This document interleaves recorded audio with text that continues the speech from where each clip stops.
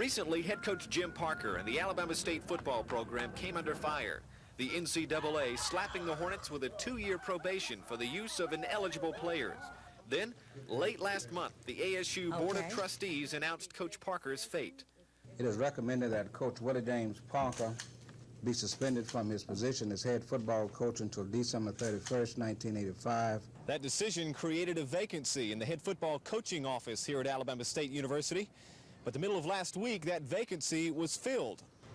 The head coaching office is now inhabited by Ron Mitchell, ASU's new interim coach. Mitchell, who had previously served as director of the University Center and part-time assistant football coach, is no stranger to the head coaching position.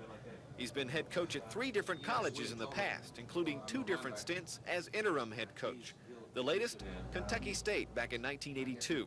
So he knows and understands his new position. I call myself a team player.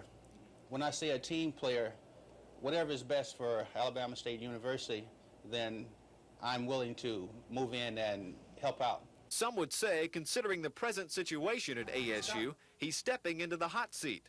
But Mitchell doesn't think so. Mark, I believe that if you surround yourself with positives, then positive things will come out. If you accentuate the positives and alleviate the negatives, I think that things can happen. I look at it as a challenge.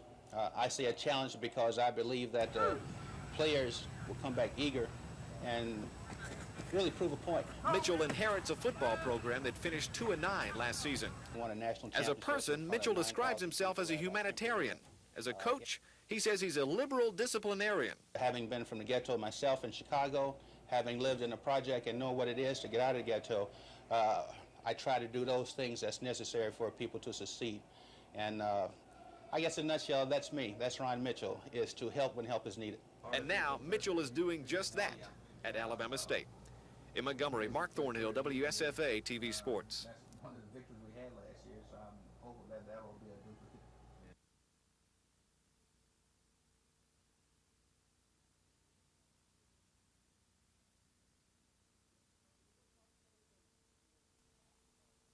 Just, what's said at a basketball game, it's the same deal. You know. A while ago, could you comment maybe a little bit about the tour other than just playing golf? In times to come, you're going to start seeing a lot more newer names just for the fact that, you know, there's a lot of younger players out there that can really play, and the older players, you know, aren't competing as much. You know, they aren't playing the 30 tournaments a year. They're playing 15. And so when you limit yourself to 15 tries, one thing versus 30 tries, your statistics on winning aren't going to be as good.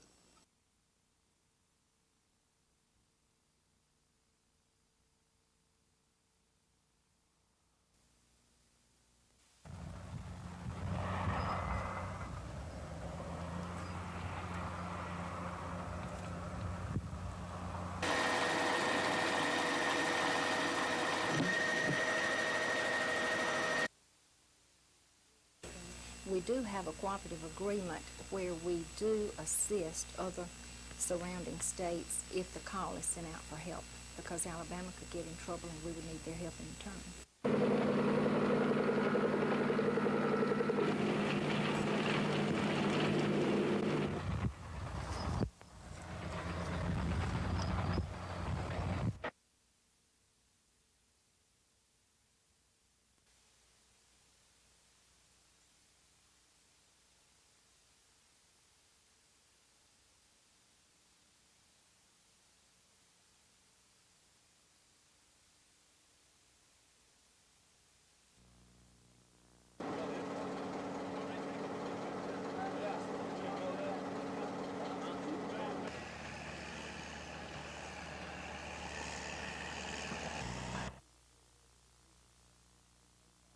It will reduce a great deal of the confusion at the downtown main post office.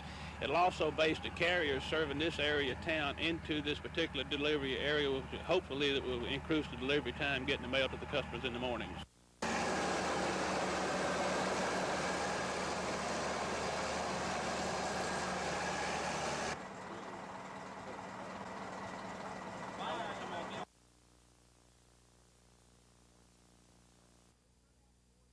good for the overall 103 people turned out to voice their opinions about how the state highway department should spend its $300 million annual budget. A committee of 7 legislators and the state highway director are holding open forums throughout the state so that taxpayers can have some say in how their money is being spent. Suggestions on what roads to improve included almost every highway in the 9 counties involved. But 4-laning 431 from Eufaula to Dothan was overwhelmingly the most requested improvement. Highway Director Ray Bass assured people that construction on part of that stretch from Eufaula to Abbeville will be started this year because of an ultimatum from a higher authority. Only going to be built is because Governor Wallace said you're going to build it. I don't care how many cars are on that route. So when he says that, I do it. The second biggest request was for Bass and the committee to talk to their Florida counterparts about 4-laning the 19-mile corridor of Highway 231 from the Alabama-Florida line to Interstate 10, so tourists can make a beeline to the beach. Lisa Walsh, WSFA TV News, Troy. Overall look at the development of And the results are in from today's city election in Dothan. Voters in the Circle City went to the polls to choose a new mayor and a Ward 2 city commissioner. Cal Calloway is standing by live at our Wiregrass Bureau in Dothan with returns. Well, Lynn, there will be runoffs in both races. For the past few weeks, 4 men have been campaigning for the office of mayor and 3 men for the office of Ward 2 city commissioner. Now the field has been narrowed to 2 men in each race. First, let's take a look at the results from the mayor's race tonight. Former State Senator Larry Register is the leading vote-getter. Register picked up nearly 3,800 votes for 41% of the votes cast. In the runoff with Register is former Mayor Jimmy Grant. Grant, who served 2 terms as mayor and who was defeated for a 3rd term 4 years ago by current Mayor Kenneth Everett, picked up more than 3,400 votes, or 37%. City Commissioner John Glanton, who was the only black in the race, finished 3rd with nearly 21% of the votes, and finishing last was political newcomer Gus Brumbelow. Now let's go ahead and take a look at the Ward 2 Commission race results. The incumbent Raymond Thomas is the leading vote-getter with over 4,000 votes, or nearly 46% of the vote. That puts him in a runoff with local businessman Don Clements. He picked up nearly 2,900 votes, or 36%. Another businessman, Mike Tu, finished 3rd in his first political race with nearly 1,900 votes. As we mentioned, Dothan Realtor Larry Register was the leading vote-getter in the race for mayor. Now, Register has been out of politics for just over 10 years. He served for 4 years as a state senator from Dale and Houston counties. He says he's delighted with tonight's results and is ready for the election in 3 weeks. I think that the public is looking for a candidate they can trust. We want them to know that they can trust us. We want to explain that to them. We think fiscal responsibility will be defined as a very definite issue in this campaign from here on. There is no room for luxury in the budget of the city of Dothan. It's going to be very tight, going to be austere, and no politician can get out and make a lot of promises without driving this city into a budgetary crisis. Well, as predicted, it was a light voter turnout in Dothan today. Maybe only a third of the registered voters in the city going to the polls today. But the voters will return in 3 weeks. In the runoff for mayor, once again, Grant and Register, and it's Clements and Thomas in the Ward 2 Commission runoff. Lynn?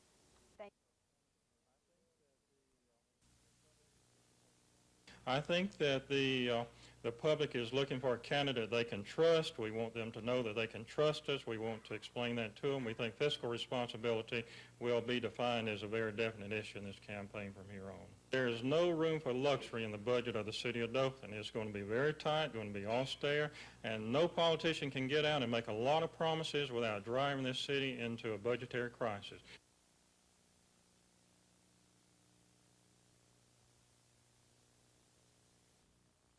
Upside down. That way? It ain't like that. I want to get you.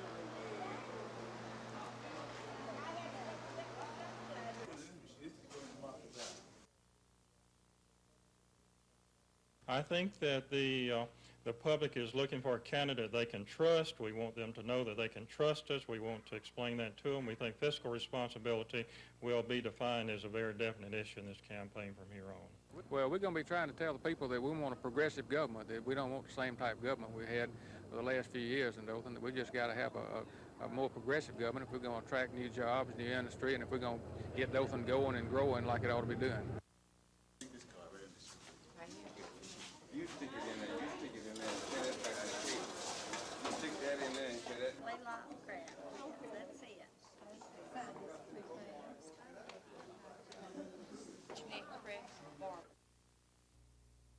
All those organizational problems now. I look forward. There was no computer in the F-100. There was only a crude analog bombing computer in this F-105. There were no ICBMs, no satellite. We fully understand and appreciate the significant role of the Air Force.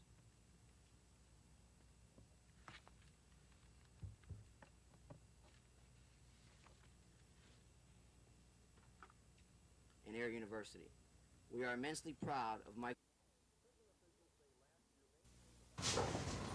Prison officials say last year they paid about $4 million in energy bills. The state has 14 major institutions and 11 work-release centers. That adds up to about 11,000 prisoners, all using hot water and electricity. We're continuing to lower the cost in the state of Alabama per inmate, and our goal is to have it down to $7,000 per year per inmate by November. And one of the ways we're doing that is through energy conservation. Here at the Red Eagle Work Farm north of Montgomery, 4 solar units were installed last year on an experimental basis. So far, the results show a decrease in propane usage from the previous 80 gallons per day to a new low of 11 gallons of propane needed to heat water for more than 200 inmates. And system-wide, when we have all of these conservation measures implemented within the next year, we're looking at saving the taxpayers about $1.2 million a year. With things like better insulation, wood chip boilers, more efficient lighting, and other modifications, Smith says all facilities will be able to operate more efficiently.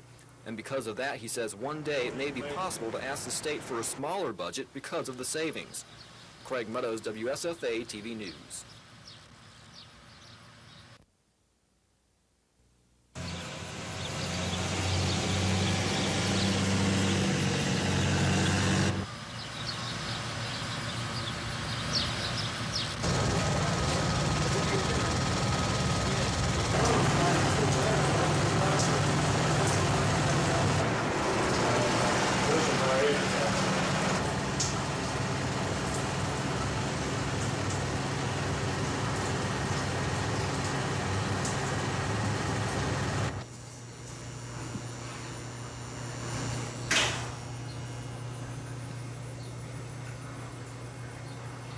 That's all, like you said, as long as you're really good.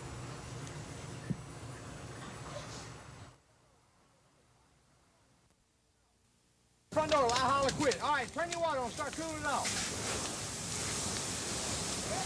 Whip it around and around. All right, ease on up a little bit. All right, watch that hot stuff, watch that hot stuff. All right, back it out, back it out. That's about all I can get. I don't want to get them too close to this hole. All right. Today we can see whether what we hired, they either make it or they don't. With the heat combined with the excitement, the adrenaline flowing, we can tell pretty much if they're going to be good firefighters or not. By the Montgomery Fire Department, of course, paid by through the taxes of the citizens, and that's the reason we tried.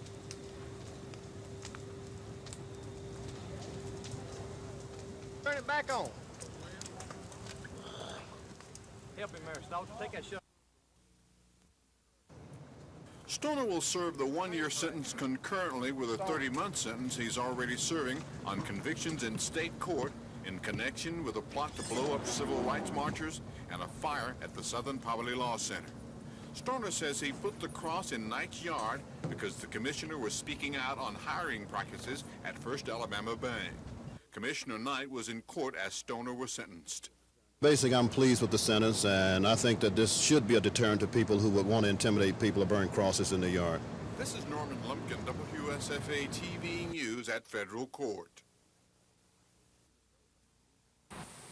In 1983, the city of Dothan received a $3.5 million federal grant to build a new high-tech sludge composting facility next to its waste treatment plant. But delays have driven the facility's cost higher than the grant's amount. and city officials want the ADEM Commission to recommend to the EPA that it increase it to a little more than $5 million. That this is a new situation in which it is a more environmentally sound procedure to dispose of sludge in a sewage treatment facility. It will make it into a potted soil that can be commercially distributed and sold. But ADEM itself says its commission hasn't the authority to hear the city's request, since only the agency who gives the grant can hear any other request. Dothan officials say if the commission agrees to back the city's funding increase, the federal government will be more inclined to improve the project's funding. And that's very important, we feel like, because there you have both the department and the city of Dothan walking hand in hand, feeling that the grant that the city of Dothan has made is warranted and should be funded. After a short recess, the commission agreed to hear the city's request later this month. And although it hasn't given its blessing to the city's application yet, city officials say the hearing in itself is a victory for Dothan. Dean Argo, WSFA TV News.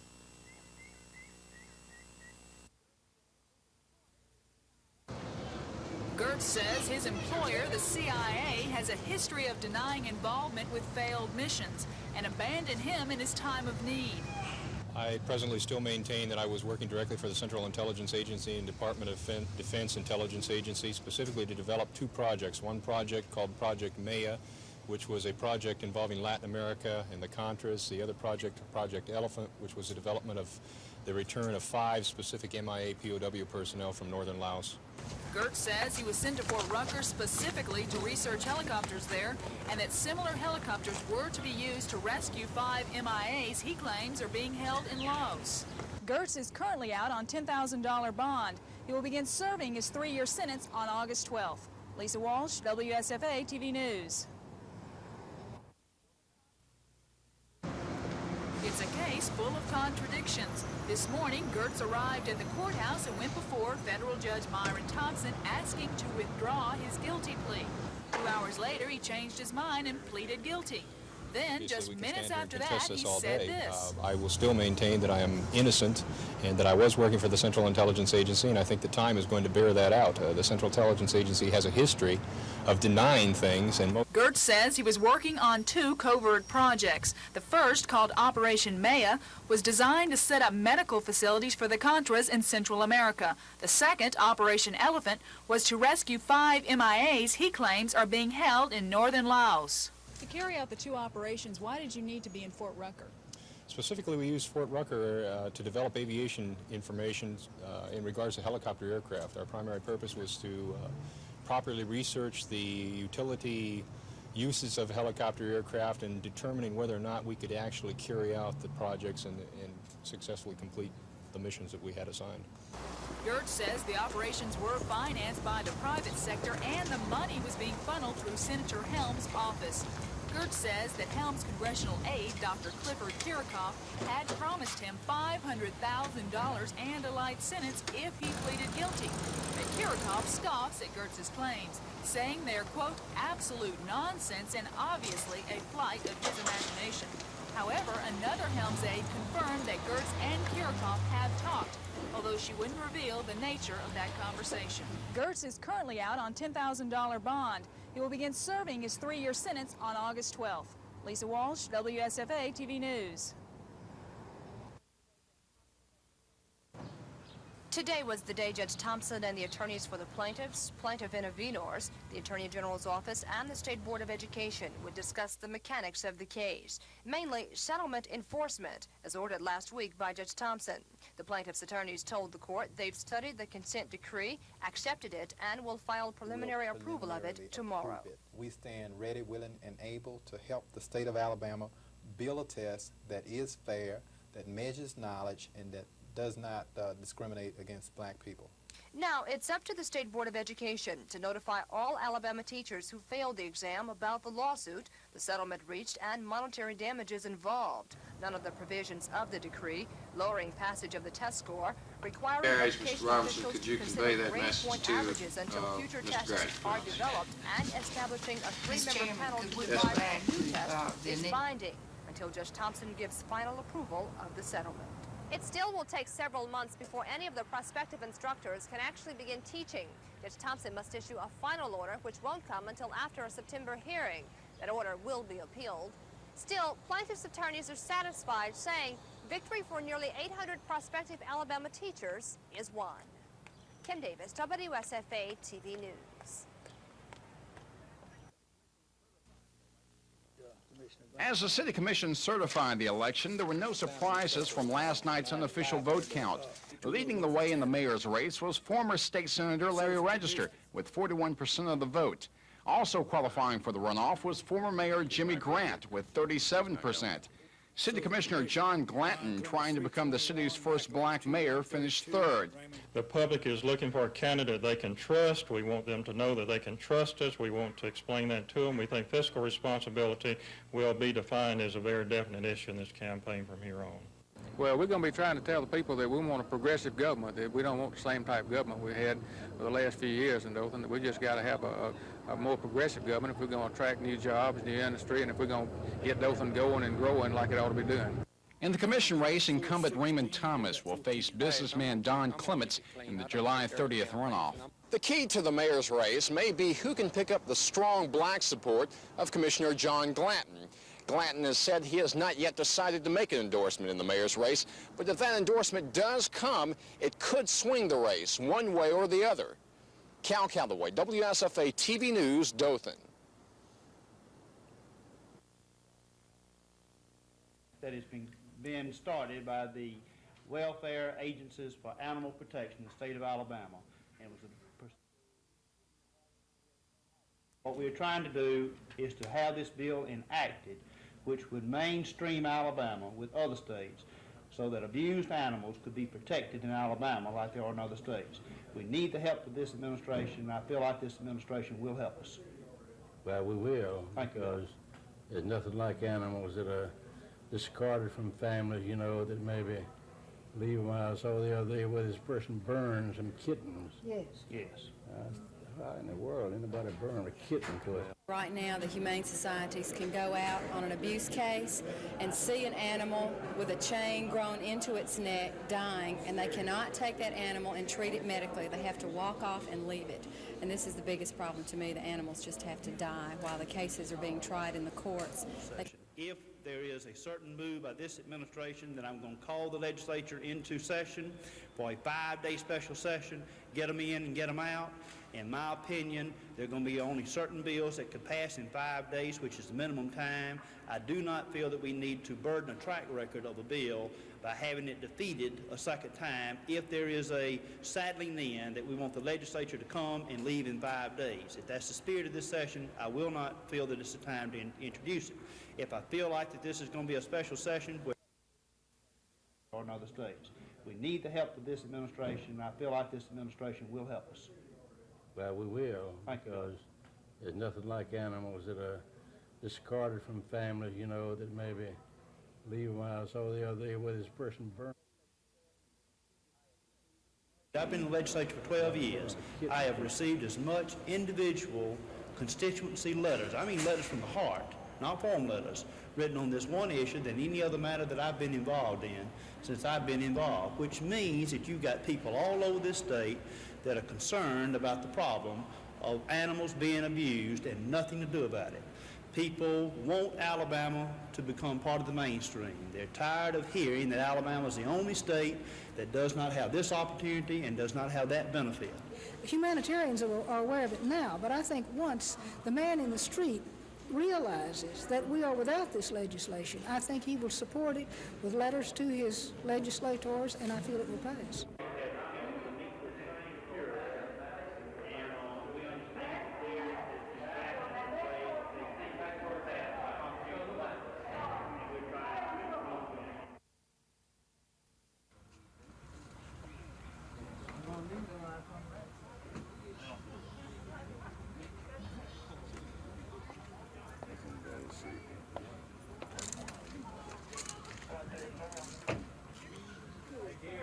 Ambulance.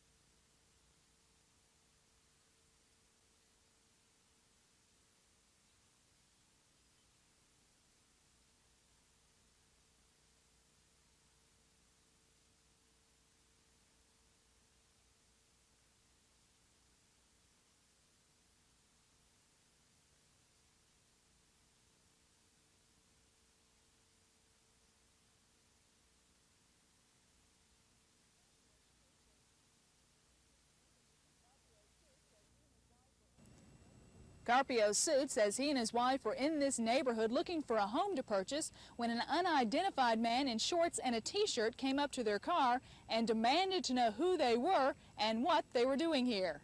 Mr. Carpio said, "Well, I beg your pardon, who are you?" And the man reacted in an angry way and once again demanded that Mr. Carpio show his identity, and Mr. Carpio said, "Well, I will do it if you'll show me yours."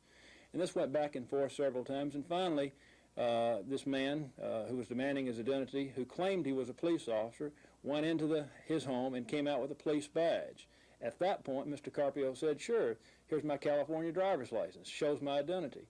And the police officer took it, went back into his house, didn't give it back for quite a while, radioed a police car, which arrived, and ultimately the police officer swore out a warrant against Mr. Carpio for concealing his identity. Carpio was found guilty of that charge in municipal court. His attorney filed a lawsuit in federal court claiming his client's constitutional rights were violated. McPhillips says the officer involved is T.K. Coker, the same policeman who shot and killed an unarmed man at a Montgomery disco last summer. A spokesman for the police department says no action has been taken against the officer because of the Carpio lawsuit and that the department will wait to see what happens in court. Lisa Walsh, WSFA TV News. Officer Coker fearing for his life.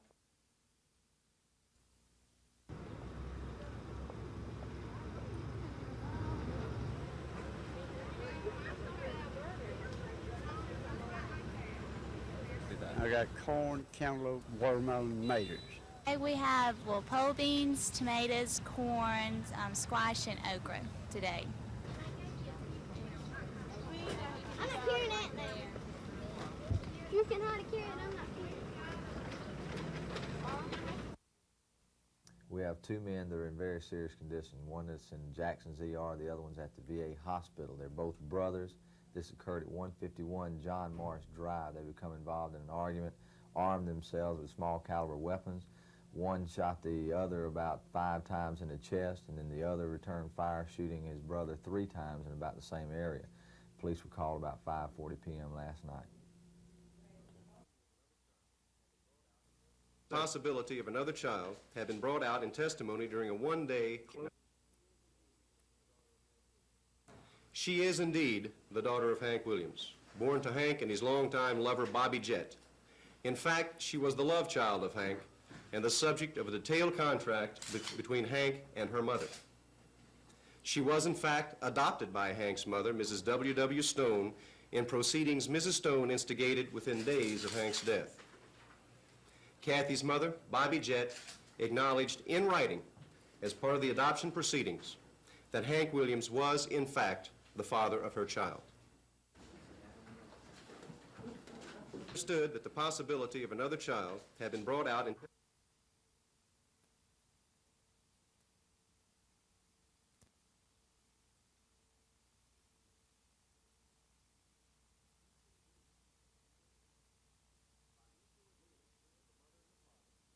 by mutual agreement of the mother and the father. The girl was born at a pre-selected local hospital, and she was named Antha Bell Jett. The little girl's father was Hank Williams. The mother was Bobby Jett of Nashville, Tennessee. Understood that the possibility of another child had been brought out in testimony during a one-day closed. Hank Williams had recognized in a written contract that a child had been born. The physician was Dr. W.M. Stokes. By mutual agreement of the mother and the father.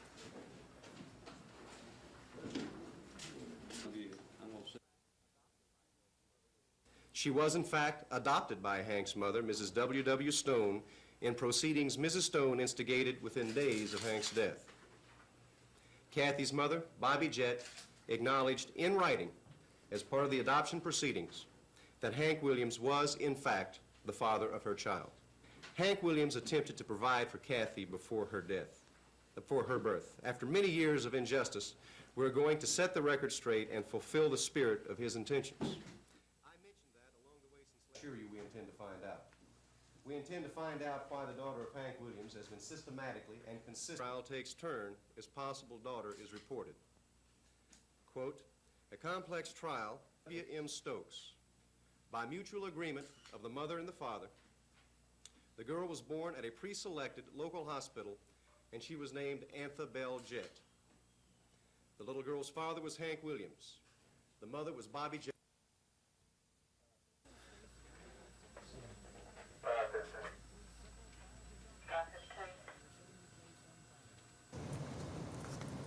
Get the name right now. Stoner.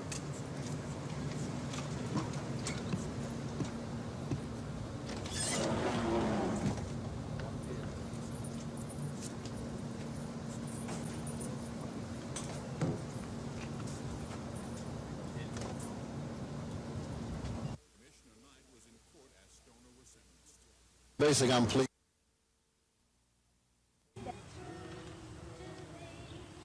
Michael, as president, it will be Try to let the children do all that they can and all that they will, and we just kind of more or less lead them a little bit and to the northern states under the United States flag. treasurer, registrar, historian, chaplain, and custodian. This meeting open and ready for business.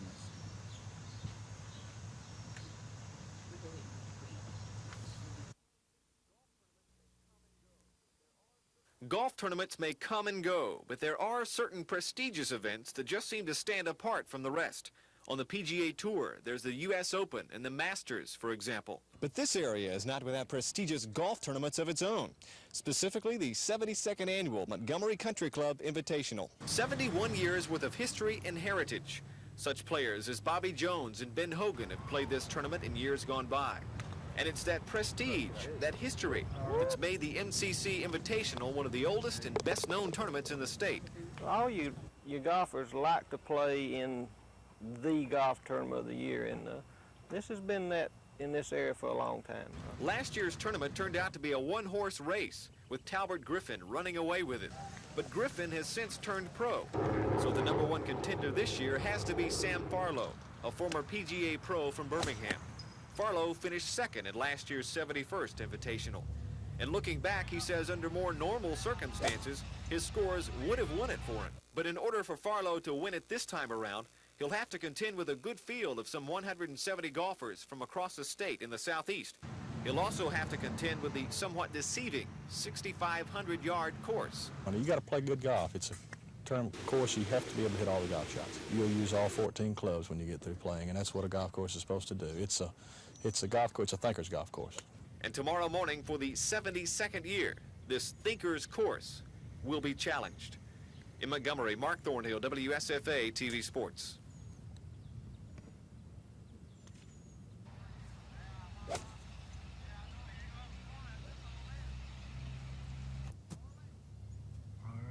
Ready?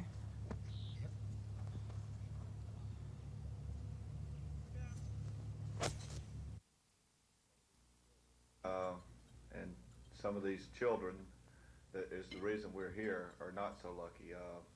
With him, he is a remarkable young man. I'm gonna. We had the privilege of having Scott at the mansion and took pictures and so forth. I put a pin on. You're going to owe a lot of paybacks. Boy, you're not kidding. I have promised them the world.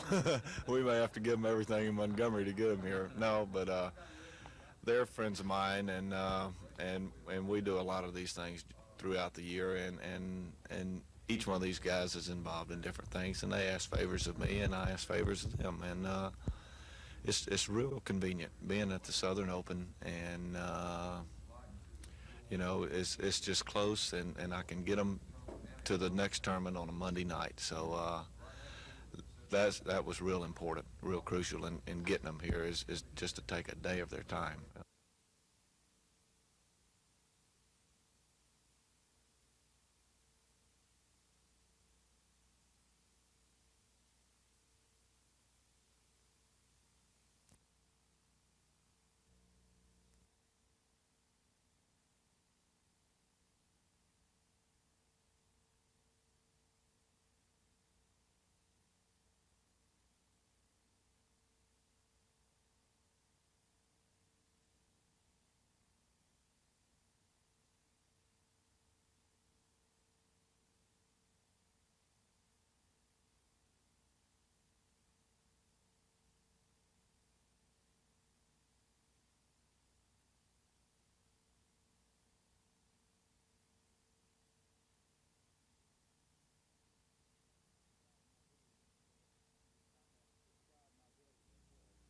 I have tried my best to uphold for the past 5 years. The demand for my recusal was based on rumors. This stand approved as written. I move to approve. I have a motion and a second. These stands and positions would not have changed even if I had decided to be a candidate. But I got to say, Well, I got another can I point. just make a quick one sentence? Yes, sir. Don't you think, and you're putting your argument extremely well, but don't you appreciate get into court? No, well, I don't know. You tell me how he did Yeah, that. he got into court by introducing a bill that would overturn the advisory opinion and then submit it to the Supreme Court. I move to approve. I second. I have a motion and a second. The demand for my recusal was based on rumors either Dr. Hubbard or members of his staff had heard. What that ultimately means is that we'll have a full-time paid legislature, because that's the only way a legislator can avoid any personal conflict. Our very strong feeling is that their ruling is contrary to all decided law on the question, and we're going to try to get a court ruling in Alabama on it.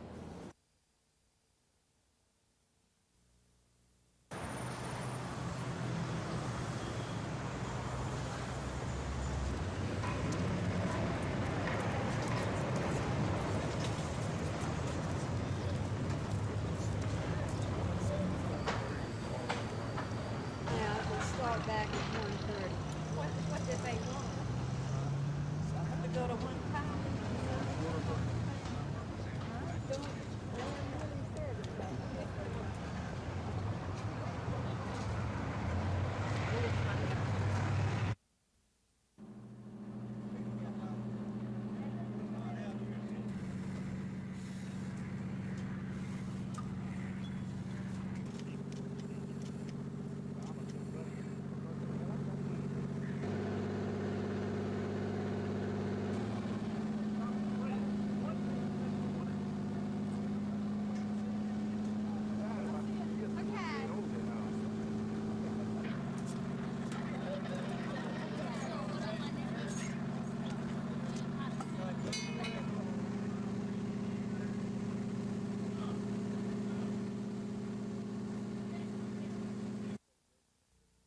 The Alabama Constables Association, Mr. C.A. Farmer from Elmore County, livelihood, they make their living from being constables. After these gentlemen were elected to office and spent a good deal of money being elected to office, the constables of the state of Alabama have for way too long been mistreated in the law enforcement community. And they've decided that the time has come to draw the line and seek legal relief. We want to work with all law enforcement throughout the state of Alabama, but I think it's time that the courts put a stop to the sheriff harassing the constables. What is he done to? 85-712. Any idea what the rationale was in passing? Because it was passed after these gentlemen were elected to office and spent a good deal of money being elected to office, is an ex post facto type of legislation, which would then violate also the United States Constitution. So we have several causes of action. 25-year-old Roy Lee Thomas is charged with 2 counts of sodomy, while his common-law wife, Charlene Ward, is charged with 1 count. Today, the alleged victim took the stand. The girl testified last December she and the couple took a van ride with Harry Merton, Jr. She alleges she was sexually abused inside the van by Merton as Thomas and Ward were in the front seat. Last week, Merton pled not guilty, and not guilty by reason of insanity, to a sodomy charge and other sexually related counts in Houston County. Authorities say Merton and Thomas met each other when Merton was a teacher and Thomas a student in the Dothan school system. The girl also testified she was sexually abused by Thomas several times this year. She testified she did not tell anyone about these incidents because Thomas had threatened, in her words, to whoop her if she did. After hearing more than an hour of testimony from the girl, District Judge Bill McFadder bound the cases over to the August 5th grand jury. Ward is free on bond while Thomas remains in the Houston County Jail. Cal Calloway, WSFA TV News, Dothan.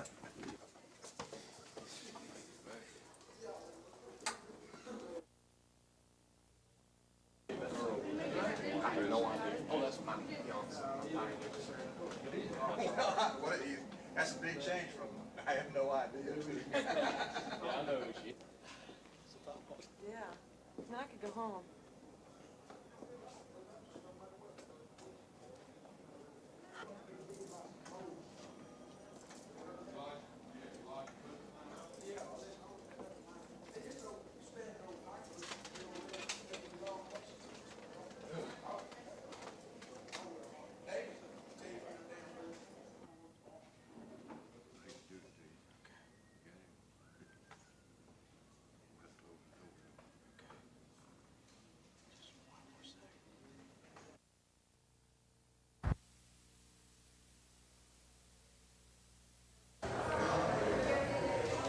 This is the surgery room. Live.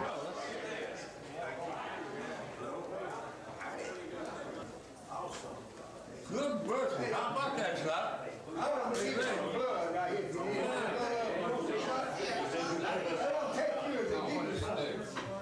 This is, That's all a bunch of...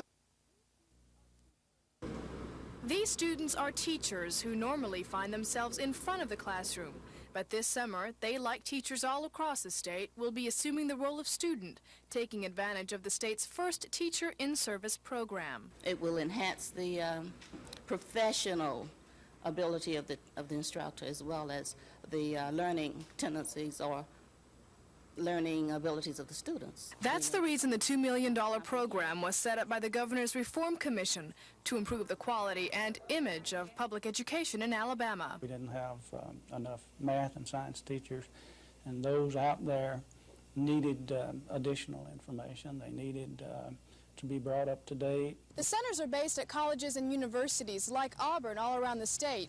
Dr. Weaver says the unique thing about Alabama's in-service program is instead of teachers having to come to the universities to learn, the universities are going to the teachers, offering them courses of study that they have selected. And in the 11 centers across the state, the most popular field of study so far is computer science, a field most teachers haven't had the chance to study, and most school systems haven't had the money to invest in. with this workshop today, I'll be able to take some of this information back to share with my coworkers. And now that the program is underway, administrators are looking to the future. They already have a budget allotted to them by Governor Wallace for the next fiscal year, but Dr. Weaver says the fate of the Teacher in-Service program depends on whether it really does improve the quality of teaching and learning in Alabama.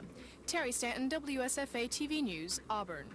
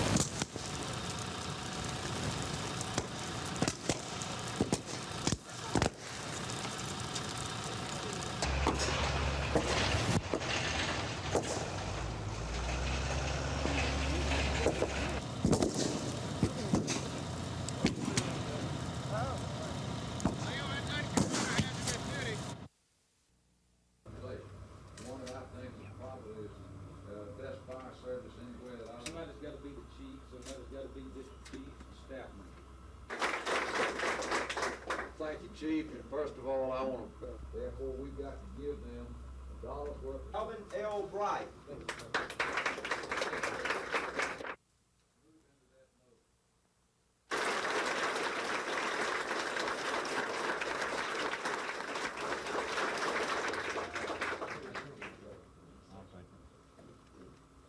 All right, this is the second time that we've had. I hope you enjoy your stay here. We're in the phone book if you have any problems. All the new knowledge and technology and programs in the field of deafness. Conference will serve to keep all the names. We'll hold our applause until later. Also, John Tiffany from the Nominations Committee, Milton Moats from the Bylaws Committee. We have Belinda Brewer, Tyler, was planted in Charleston, South Carolina about 2 years ago by Dr. Doug Patterson.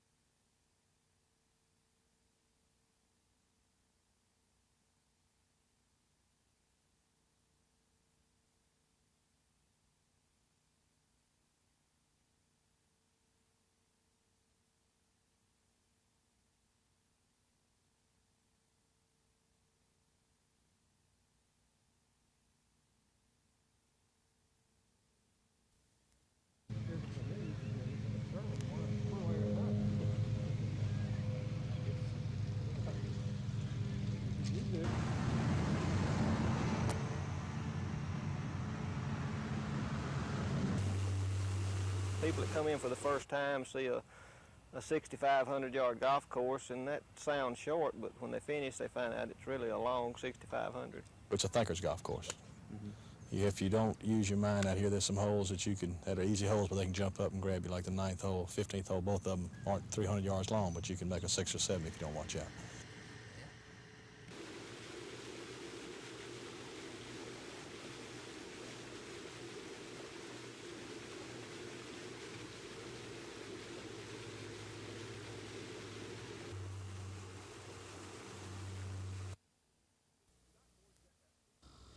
Scott Warzeka and Patrick Wood. The two have many things in common. They're both juniors-to-be at Huntington College. Both are members of Huntington's 1985 NAIA National Championship golf team. Both were named to the NAIA All-American team this past season. And at the moment, these two friends have another thing in common. They're both out to win the 72nd Annual Montgomery Country Club Invitational. So the two are technically competing against one another. That's on the outside. On the inside, they're still teammates. I'd like to do well and possibly win it, or Patrick, Huntington player, and just show that we're on the move and hoping to win the Nationals next year. It's all year. We're rooting.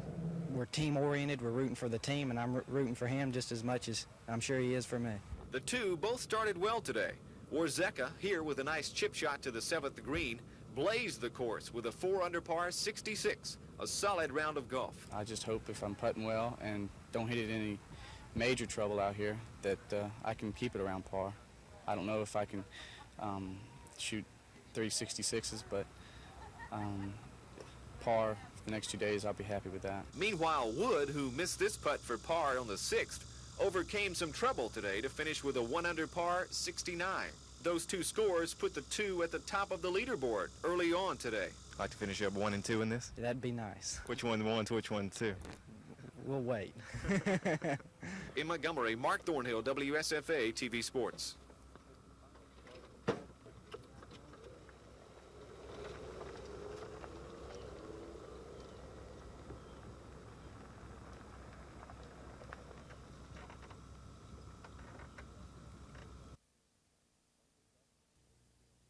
Bunkers left and a lone tree on the right.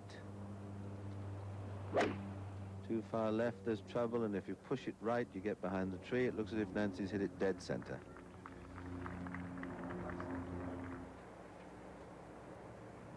Yes. Remain at 3 under, and one of the leaders, Nancy Lopez, is going to be the next Mickey Wright. Has every opportunity.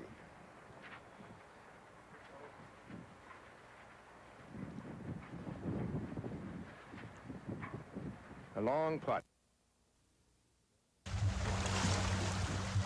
The calm serenity of the Coosa River in Elmore County offers no hint of the rage that springs from these waters, rage that is human controversy, beginning at the base of 389,000 cubic feet of concrete known as Jordan Dam.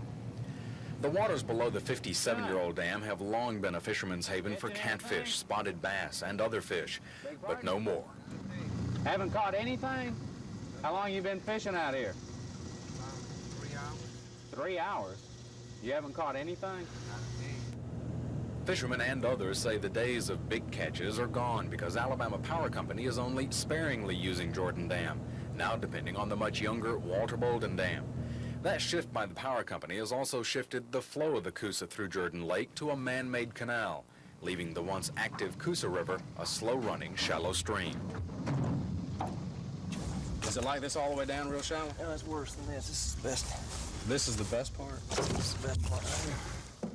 State Conservation Department Officer Barry Smith, his agency, and the U.S. Fish and Wildlife Service are unhappy over the condition of the Coosa, the stagnating pools, exposed rock beds that no longer harbor the much-needed insects that fish like to eat, and the absence of a strong current to attract fish. This is a very unique river area here. It's a fall-line river system. You see it has a lot of shoals and rapids and a lot of shallow area, weed bed type areas, and presently all that is not being utilized because of the fact that there's no water here. But Alabama Power Company has spent 2 years testing the river, putting together a thick report which they say shows the Federal Energy Regulatory Commission that diverting most of the water from the river isn't hurting it. The only thing you can give FERC are facts. We have done a study, we have the facts, and they're professionally gathered facts. The study was done by Auburn University, the Creel study, and those numbers are there. Now, if there are any other numbers that show anything otherwise, where are they? No survey holds water for Buford Haynes, this area's game warden for 22 years. He knows how little the river is now fished and why fishermen like Joe Billy Fain and Danny Weldon, who fished the Coosa as children, now go elsewhere. You know, it's understandable, you know, why we have to build dams with the energy needs that we have today. But it's, you know, I don't have a concept of why you have to completely shut down something that's indispensable as this is. Chris Grimshaw, WSFA TV News on the Coosa River.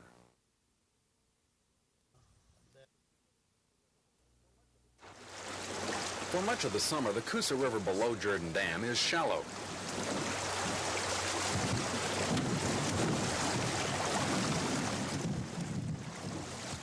Alabama Power Company says complaints that it's hurting boating interest below the dam by diverting much of the flow through nearby Walter Bolden is unfounded. It says there has never been any great interest in boating recreation on the Coosa, even during the years there was a constant flow. But the power company did run extra water into the Coosa July 4th, changing the face of the river and dramatizing the difference. Led by boating enthusiast Lonnie Carden, more than 200 people coined the event Christmas on the Coosa. Skirting to the low edge. He's on the wave. He's down. Carden and his friends contend this 7.5-mile stretch of the Coosa is the only decent whitewater river in the state. Where do most people have to go to do this? Tennessee, North Carolina. The recreational use was growing quickly here over approximately, I guess, a 4-year span until the Walter Bolden Dam went back on, which totally killed it. But there's apparently no easy answer to the struggle between the power company and the environmentalists over the Coosa River. Spokesman Chris Conway says to run the extra water through Jordan could have a serious effect on the boating and fishing in Lake Jordan and other lakes upstream. And I'm talking in the tune of 6 to 10 to 20 feet at some point, lowering the lake, 20 feet lower than it is now. Or to avoid that and simply share the water flow between the younger, more efficient Bolden and the older, less efficient Jordan might mean a higher cost of producing electricity. To comply with the minimum flow that's been recommended by the Conservation Department and the U.S. Fish and Wildlife would cost an aggregate of $8 million a year, and that would be shared over all the ratepayers. Those ramifications bring chuckles to the faces of environmentalists like Conservation Officer Barry Smith, Carden, and others who view them as paper tiger issues created by utility only concerned with a profit margin. And the power company says the environmentalists are only arguing emotion and unsupported opinion. In all, they've spent several years conducting surveys that scientifically disagree with each other. And there will likely be more surveys, but they can't agree on how those will be conducted. And in the meantime, several more years will likely roll by before there's a final decision. Chris Grimshaw, WSFA TV News on the Coosa River.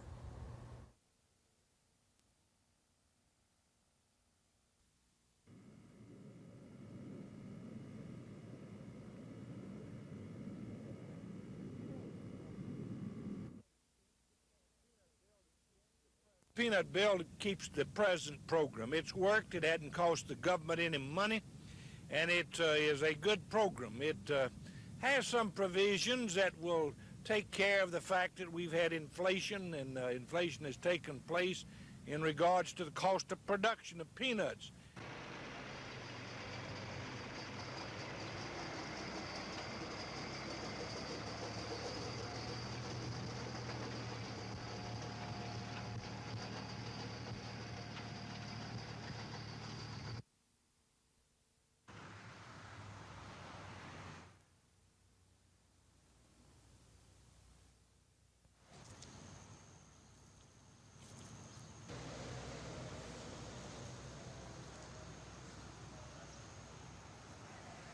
Presenting it to him along with these signatures.